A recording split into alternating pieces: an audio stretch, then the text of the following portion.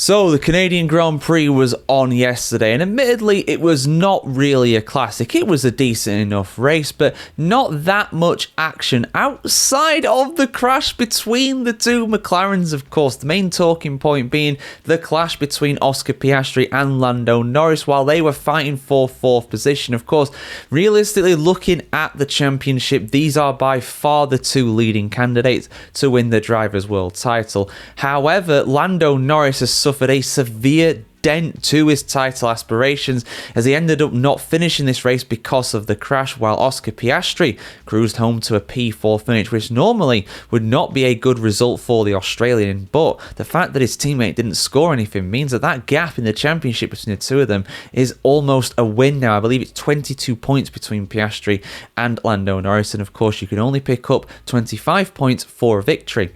So whose fault was it? Well, if you watch the race, you'll be left in no doubt as to whose fault it was, because Lando Norris basically admitted it was all down to him. He admitted straight away on the radio. He apologised to his team. He apologised to Oscar Piastri, said it was a stupid thing to do. And that's kind of case closed, really, when it comes to that. At the end of the day, down the pitch straight, he was steaming up right behind Oscar Piastri, and basically admitted on the radio it was all down to him.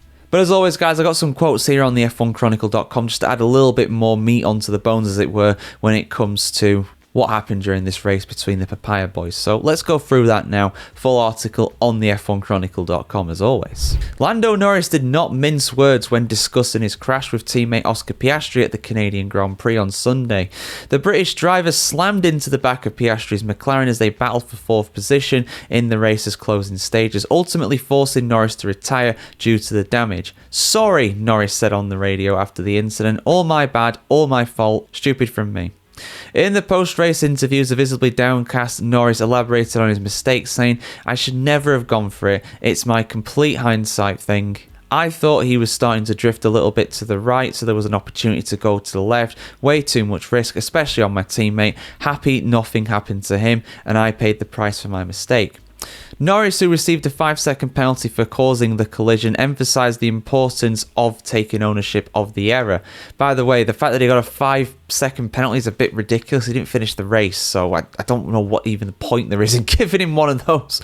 He retired plus 5 seconds. I don't get that personally, but hey, stewards do be like that sometimes. I do, because our rule, number one, is to not make contact with my teammate, and that's what I did, he said. "McLaren is my family. I race for them every single weekend. I try to do well for them more than I often try to do well for myself. So when I let them down like this, and when I make a fool of myself in a moment like today, I have a lot of regret in something like that, and I feel bad, and I feel like I let down my team, and that's always the worst feeling. Of course, I only really need to apologise to all of them and to Oscar as well." The collision puts Norris out of the race, and he now trails championship leader Piastri by 22 points. Piastri, who sustained no obvious damage to his car, managed to hold on to fourth place as the race finished under safety car. Norris confirmed that he had already sought out Piastri after the race to apologise personally. Piastri applauded his teammates' openness, saying, "Lando is a very good guy, and I think it's in his character and his personality to say exactly what he thinks. And if that's detrimental to himself, or if it's about himself, then it doesn't matter for him, and I think that's a great quality of Lando. I think it's good for the whole team going forward that we have these conversations and go racing like this and have things not go the way we want and get through them. So that's all." Despite the incident raising questions about team harmony, Piastri downplayed the suggestion that Norris's mistake would lead to some things unravelling at McLaren. "I think everything will stay the same. If it had been a crash in a corner and we clearly got it wrong and too aggressive, then that's one thing, but this was a bit of an unfortunate incident really on a straight effectively. So for me, I don't think it will change anything, and I think that's the way it should be, because ultimately we're both trying to fight for a world championship." McLaren boss Andrea Stella echoed Piastri's sentiment, stating that the incident would not have any negative ramifications internally. "We said a few times that it wasn't a matter of if, it was more a matter of when they collided," Stella said. The when is Canada 2025. We never want to see two McLarens having contact. This is part of our principles. We saw it today. This is just the result of a miscalculation, a misjudgment from a racing point of view, which obviously should not have happened, but at the same time is part of racing, and we did appreciate that Lando immediately owned the situation, raised his hand and took responsibility for the incident, and he apologised to the team, to me as a team principal, to apologise to the entire team. It is important the way we respond and react to these situations situations, which will ultimately be a very important learning point. It is a learning in terms of experiencing how painful these situations can be, and this will only make us stronger in terms of our internal competition and the way we go racing. Yeah, I mean, look, for me, at the time, you know, when I first saw the incident happen, I couldn't believe it. I'm just like, what has gone on? I'm a McLaren fan for you guys that don't know, so I've missed that information. I was like, what's gone on here? How have we thrown this away? How has Lando gone out of the race here? But looking back on it, looking at the onboards, it's just a pure mistake. You know, we saw, and I'm sure some people will liken it to Hamilton and Button in 2011. I mean, I made that comparison in my review. If you guys haven't checked that out, do check it out, of course, already. You know, the full review of the race I did earlier today. So, but when it comes to this crash, there's a lot of things different to that. I mean, one of the leading reasons why that happened was the fact that it was raining and Jenson Button just basically closed Hamilton out of space going down the pitch straight. Totally different incident. And Button got, I believe, a drive-through penalty for that, and obviously went on to win the race, of course. An absolute all-time classic that no doubt I will cover at some point. But yeah, when it comes to the fault on this one, it's different to that. You know, the guy on the inside, the guy going for the gap there, Lando Norris, you know, he was hoping that a space was going to open up on what was at that time the outside, but was going to become the inside for the first corner. Of course, down that pitch straight in Canada, it's not purely an actual straight. It does bend to the right before the first corner. The racing line is to go right, to go as wide as possible to get the entry into turn one.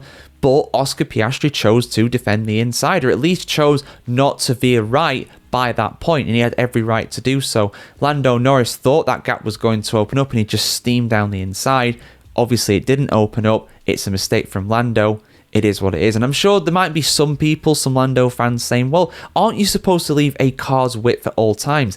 Yeah, in the corner. On the straight, though, it's different. And it's fine for Oscar Piastri to go and defend the inside at that point. That is his racing line as he dictates it at that point. There was no sudden movement. There was no dangerous maneuver there from Oscar Piastri.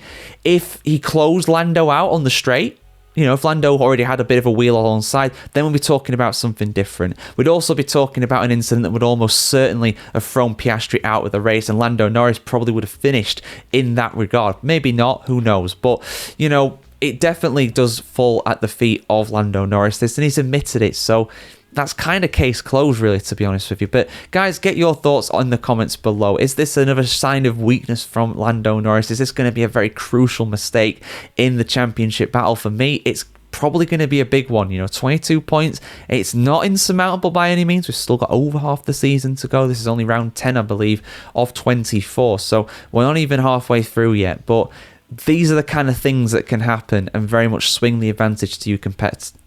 And very much swing the advantage to your competitor. Instead of being 10 points, it is now 22. It's a big difference. Big difference. But yeah, your thoughts are appreciated in the comments below, guys. Like, share, comment, subscribe as always if you want to see more of this. And have a fantastic day wherever in the world today. And we'll see you very soon.